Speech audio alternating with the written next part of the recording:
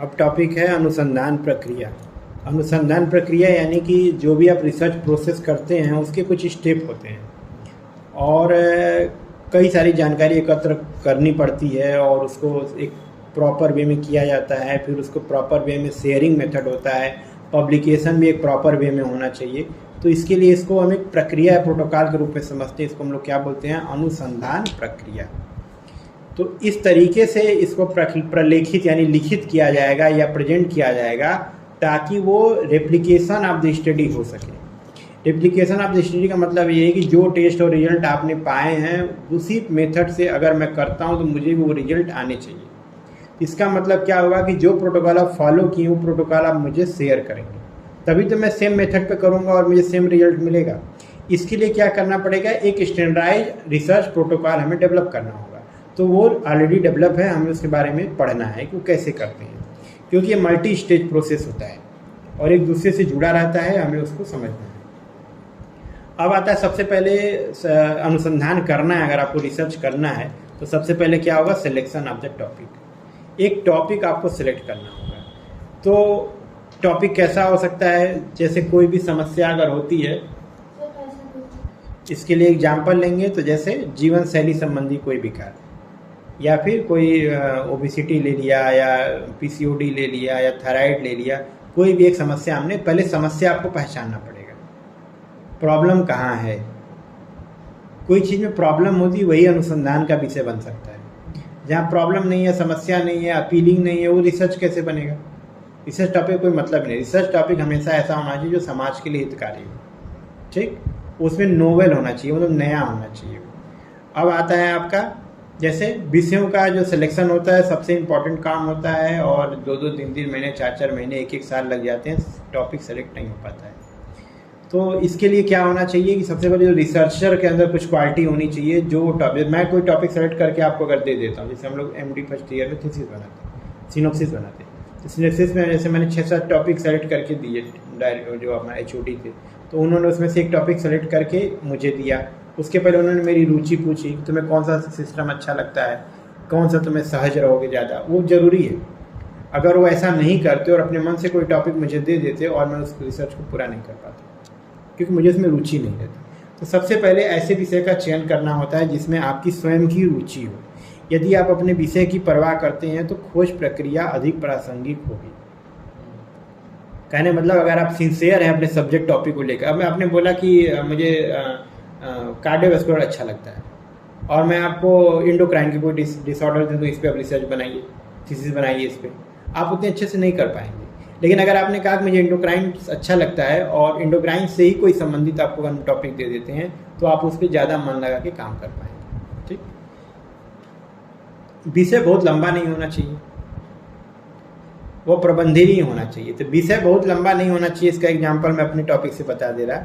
मैं एक टॉपिक, कई सारे टॉपिक सेलेक्ट किया था। एक टॉपिक सेलेक्ट किया था सारंगधर का जो 10-10 साल पे डिकेड होता है, बाल वृद्धो छवि मेधा त्वक दृष्टि शुक्र विक्रम, ये वाला टॉपिक था। तो जब मैंने अपना ये टॉपिक सेलेक्ट किया, मुझे बहुत अच्छा लग रहा था उस समय, बड़ा अच्छा है, 10 साल पे देखेंगे क्या गिरा। तो बोले कि MD तो आपका 3 ही साल का है, आप 10 साल वाला टॉपिक ले रहे हैं, तो इसका जो मेथड उन्होंने पूछा सर कैसे आप करेंगे। मैं कहा कि वो अपना 10-10 साल पे देखते हैं, तो 10-10 ईयर का हम सैंपल लेंगे। जैसे मान लीजिए कि कोई 30 साल का, कोई 20 साल का, कोई 40 साल का, कोई 50 साल का, कोई 60 साल का, और उसमें हम देखेंगे कि कैसे ये सारता या छवि गुण में कैसे हानि हुई है। तो उन्होंने बोला कि बहुत लंबी, इसमें एक साथ कई स्टडी चलेगी तुम्हारी। जैसे 10 ग्रुप बन गया ना, 10 लक्षण दिए तो 10 ग्रुप बन गया। अब 10 ग्रुप में 30-30 सैंपल तो लेना ही पड़ेगा, तो बहुत ज़्यादा लंबा हो गया। अगर एक ही व्यक्ति का देखोगे तो ड्यूरेशन लंबा हो जाएगा, 10 साल बाद उसमें कोई छवि या मेधा कुछ घटेगा। तो ऐसे में टॉपिक क्या हो गया? वो डिस्कार्ड हो गया, क्योंकि हमारे पास उतना समय नहीं है, न इतनी बड़ी स्टडी की जा सकती है। हाँ, लॉन्ग टर्म पे की जा सकती है, रिट्रोस्पेक्टिव स्टडीज़ में हो सकती है, ठीक? कि 40 साल के ग्रुप का हमने उठाया और देखा कि आपकी छवि घटी है, कि बुद्धि घटी है, कि आंखों की इंद्रियां घटी हैं, कि त्वचा का कांति घटी है, ये हम देख सकते हैं। दूसरे नंबर पे होना क्या चाहिए कि बहुत खर्चीला नहीं होना चाहिए। शोध विषय आपका जो है खर्चीला नहीं होना चाहिए, क्योंकि एज ए स्टूडेंट आपको ऐसे टॉपिक सेलेक्ट करने हैं जिसमें कम इन्वेंशन में ज़्यादा आउटपुट आ सके।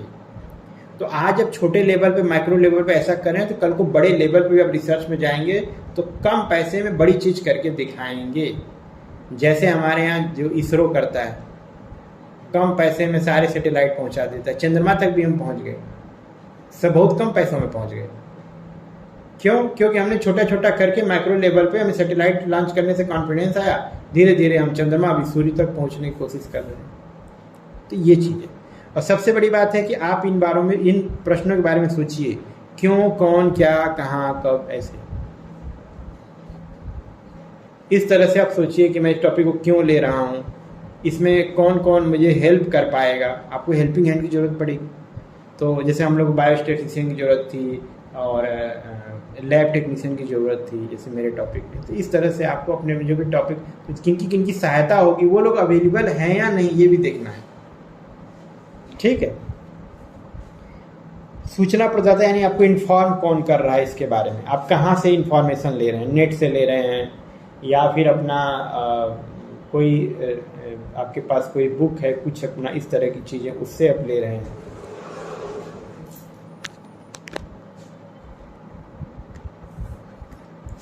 सबसे पहले आप इस सब्जेक्ट के लिए प्रमुख प्रश्न क्या है वो अपने क्वेश्चन मार्क निकालिए और क्वेश्चन का ही आप सोल्यूशन ढूंढेंगे। ठीक, तो इसलिए आपको होना चाहिए।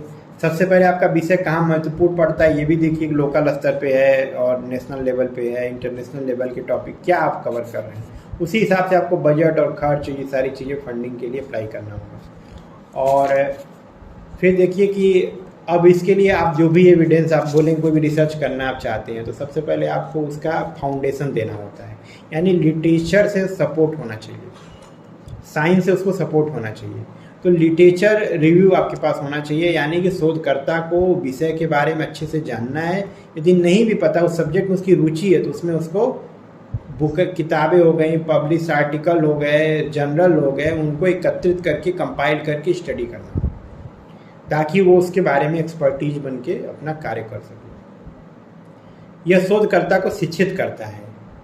ठीक, आपकी इच्छा है लेकिन आप सब्जेक्ट को समझ रहे हैं, लेकिन उसके बारे में आपको क्या नाम है, कंक्रीट इन्फॉर्मेशन नहीं है, तो लिटरेचर से ही आएगा, किताबें पढ़ने से आएगा। अब एंडोक्राइन आपको पढ़ना है, तो एंडोक्राइन आप फिजियोलॉजी किताब में एक पढ़ते हैं, तो वो तो पढ़ना ही पढ़ना, प्लस साथ में एंडोक्राइन बेस्ड केवल किताबें आती हैं जो, उसको भी पढ़ना पड़ेगा, जिसमें पिट्यूटरी पे ही कम से कम 200 पेज लिखे होंगे, तो उसको भी आपको स्टडी करना होगा। ठीक है, तब ना आप जाके एंडोक्राइन को कवर कर पाएंगे। केवल एक पतली सी किताब से 10 चैप्टर से थोड़ी कवर होगा। तो मतलब आपको रेफरेंस के रूप में ऐसी किताबों को रखना होगा। ठीक, उसके बाद होता है, आपने लिटरेचर से तैयार कर लिया, आपने इसके पहले समस्या खोज ली थी। ठीक, सिलेक्शन ऑफ टॉपिक कर लिया, लिटरेचर से उसको एविडेंस प्राप्त कर लिया। अब आपको हाइपोथेसिस बनाना। तो हाइपोथेसिस क्या होता है, ये परिकल्पना होती है, एक हाइपोथेसिस होती है। हाइपोथेसिस मतलब ये हुआ परिकल्पना, कि मेरे हिसाब से अभी हम लोगों ने जो पढ़ा था उसमें क्या था कि स्मोकिंग करने से लंग का कैंसर होता है, ये मेरी हाइपोथेसिस है। ठीक, इसको प्रूफ करने के लिए हमें अब एविडेंसेस करना है। हमने पहले ही मान ली, स्टेटमेंट दे दिया कि स्मोकिंग से लंग कैंसर होता है। ठीक, अब हम इसे प्रूफ करने के लिए हम क्या करेंगे, रिसर्च करेंगे, ट्रायल करेंगे, ग्रुप बनाएंगे, स्मोकर के, नॉन स्मोकर के, चेन स्मोकर के, सिंपल एक दो ओकेजनली स्मोकर के, सबका ग्रुप बना के हम स्टडी करेंगे। हमारा पहला हाइपोथेसिस क्या है, जो हमने कल्पना की थी कि इसमें कोई न कोई संबंध है। बाद में जो रिजल्ट आएगा तो एनालिसिस करके हम देखेंगे क्या संबंध मिला। अगर संबंध मिला तो हमारी हाइपोथेसिस एक्सेप्टेड है, और अगर संबंध नहीं मिला तो हमारी हाइपोथेसिस रिजेक्टेड है। सिंपल सी बात। ठीक है, इसके बाद आता है एम और ऑब्जेक्टिव। अनुसंधान का अगला चरण जो होता है, जो रिसर्च का, वह क्या होता है, एम और ऑब्जेक्टिव अपना बताना। तो एम आपको बताना है कि मैं कर क्या रहा हूँ। तो इस रिसर्च का समान लक्षण बताता है, क्या क्या पूरा करेंगे आप, इसमें क्या आउटगेन प्राप्त करेंगे ये बताएगा। और एम जो है 1 या 2 हो सकता है, 2 या 3, इससे ज़्यादा नहीं। ठीक है, अब 2 या 3 का मतलब एक तो से रिलेशन होगा, पक्का होगा। इसके बाद सब प्लस देखना होगा कि जो स्मोकर हैं और इनका जो यंग एज में ज़्यादा मिलता है या फिर कम ओल्ड एज में ज़्यादा है, तो 1 या 2 प्रयोजन से आप लिखिए और उसको सिद्ध करने का प्रयास करें।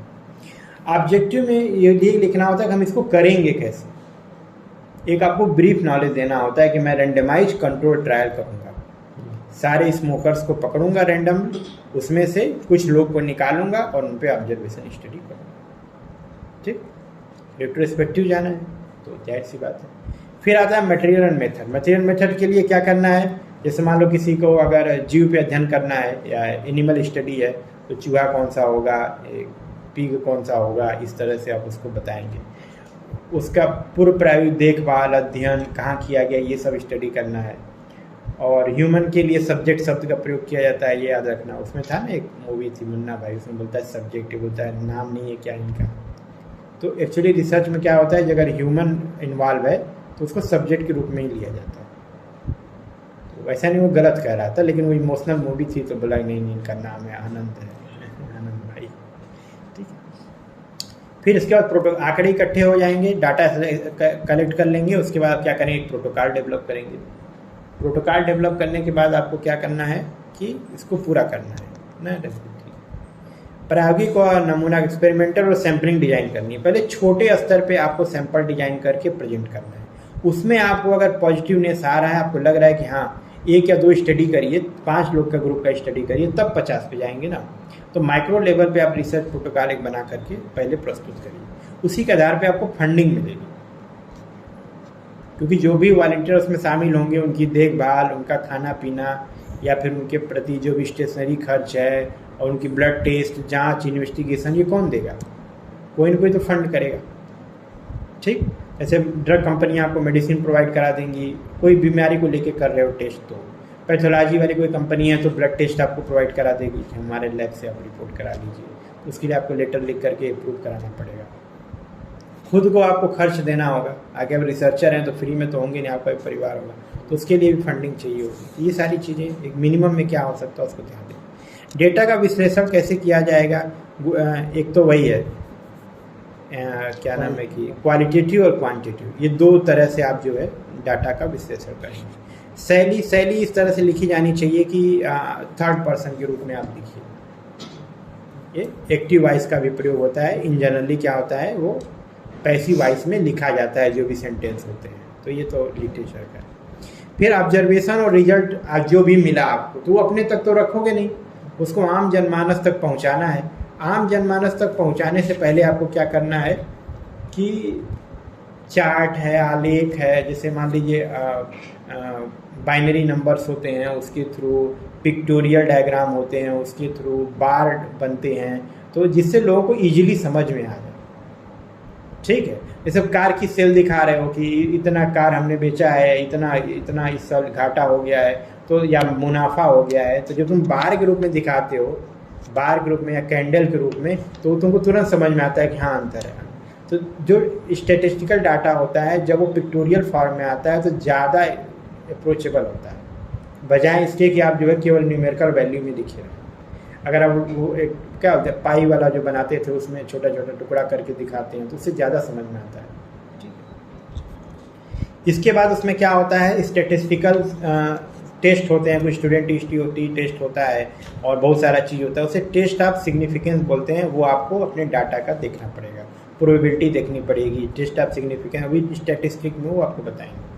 फिर आता है अनुसंधान संचार की पद्धति। जब तक अनुसंधान पूरा नहीं हो जाता, जब तक लिखा नहीं जाता, इसके परिणाम साझा नहीं किए जाते। ये एक नियम है। ठीक, जब तक रिजल्ट ना आ जाए तब तक आप उसके बारे में क्या किसी को शेयर करेंगे। शोध में नकारात्मक और सकारात्मक दोनों निष्कर्षों को साझा करना एक मॉरल ड्यूटी है। रिसर्च में फेल हो गए, बहुत सारी दवाइयाँ हैं आती हैं फेल रहती हैं, लेकिन कंपनी का इतना पैसा लग गया है वो मार्केट में डाल देते, फिर रिटर्न करते जब कोई कंप्लेन जाती। तो कभी कभी ऐसा होता है, कभी कभी लॉन्ग टर्म ही साइड इफेक्ट आने शुरू होते हैं, उस ट्रायल पीरियड में नहीं आए, तो ऐसा भी होता है।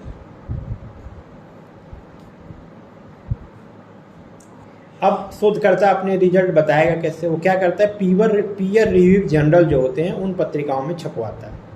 जैसे नेचर बहुत बड़ा पत्रिका है, पबमेड है, उसमें लोग छपवाते हैं। उसमें लोग पढ़ेंगे, पढ़ के उस पर कमेंट करेंगे, जिसका ऑब्जेक्शन होगा ऑब्जेक्शन करेंगे। तो पद्धतियाँ क्या हो सकती हैं, सबसे पहले वैज्ञानिकों के लिए आप जर्नल छपवाइए, रिसर्च पेपर पब्लिश कराइए, उनकी मीटिंग हो रही है उसमें प्रस्तुत करिए, पेपर करिए, इंटरनेट पे आप डाल सकते हैं। कुछ एजेंसियां हैं वो भी छपवाती हैं, वहाँ पे दीजिए। स्वास्थ्य जानकारों के लिए बताना ज़रूरी है कि अगर हेल्थ से आपका रिलेटेड कोई रिसर्च है तो हेल्थ मंत्रालय को बताइए, हेल्थ से रिलेटेड लोगों को बताइए।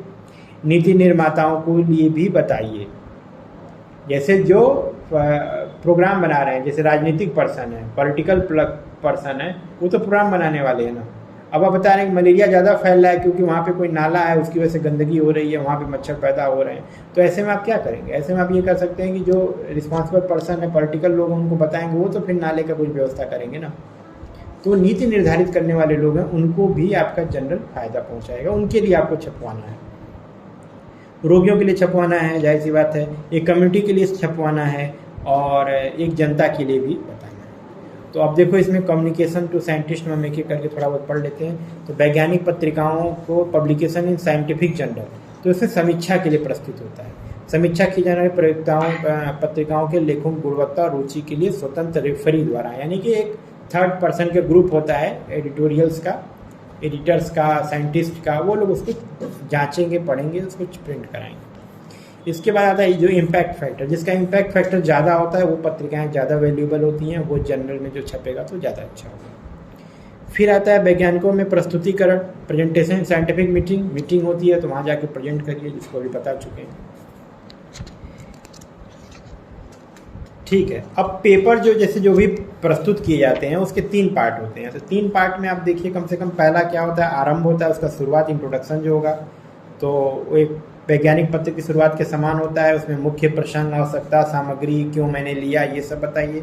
फिर मध्य भाग में आप क्या करिएगा, जैसे उसमें दिया है कि इसमें आपको अटेंशन गेटर वाले, ध्यान देने वाली बातें शुरुआत में बतानी है, ये नहीं कि बाद में बताएंगे, पहले शुरुआत में लोगों को आकर्षित कर लीजिए, फिर वो आपकी बात आगे सुनेंगे। मध्य भाग में 2 या 3 या 4 या अधिकतम 5 वाक्यों को पहचान लीजिए, मुख्य बिंदु क्या है। इसके बाद प्रत्येक मुख्य बिंदु का जो मेन पॉइंट को समर्थन करने के लिए 2-2 या 3-3 बातें आप बोलिए। ये अंतिम भाग में क्या करना है, अपनी जो मौखिक परिस्थिति जो 3 चरण में हुई थी उसमें आपको एक समीक्षा करिए, एक निष्कर्ष, कंक्लूजन लिखिए, और एक वही जो लास्ट में आपको प्राप्त होगा रिजल्ट लिखिए। कंक्लूजन रिजल्ट मिला करके लिख सकते हैं। इसके अलावा कुछ पत्रिकाओं का आप इंटरनेट से भी प्रस्तुत कर सकते हैं, और फंडिंग एजेंसी को भी आप बताएंगे, क्योंकि जो आपका फंड दे रही हैं उनके लिए 6-6 महीने पे रिपोर्ट देना पड़ता है, ताकि वो 6 मासिक या 1 साल का रिपोर्ट देंगे तभी ना आपको फंड है, क्योंकि तुरंत तो रिजल्ट तो आएगा नहीं। आप बताएंगे मैंने यहाँ तक मैं पहुँच गया हूँ, यहाँ तक मुझे कुछ मिला है, अब आगे और कुछ उम्मीदें हैं, उसी आधार पर फंड देंगे। एक साथ आपको 10 करोड़ 20 करोड़ थोड़ी दे देंगे, थोड़ा थोड़ा करके देंगे। कम्युनिकेबल टू हेल्थ प्रोफेशनल, ये बिल्कुल सही है, क्योंकि जो लोग आप जो भी अगर आपका बीमारी संबंधित कोई जांच है, कोई आपका रिसर्च हुआ है, तो उसको आप हेल्थ प्रोफेशनल से शेयर करिए। कम्युनिकेशन टू पॉलिसी मेकर, ये भी बहुत ज़रूरी है। ठीक, नीति निर्माताओं के साथ बैठक में शामिल हो सकती हैं। फिर आता है रोगियों के लिए संचार, कम्युनिकेटिंग टू पेशेंट के लिए बताइए, रोगी को बताइए। कम्युनिकेटिंग टू कम्युनिटी समाज को भी बताना है आपको। ठीक, फिर आता है जनता के लिए, कम्युनिकेटिंग टू द पब्लिक के लिए क्या करना है, जो सार्वजनिक नीतियों को प्रभावित करने वाले मुद्दे हैं, जो टॉपिक्स हैं, उसको उनको शेयर करिए, और अपने अनुसंधान के बारे में 1 या 2 वाक्यों को विकसित करने से प्रारंभ करिए, जिससे व्यापक सार्वजनिक अपील हो। ठीक।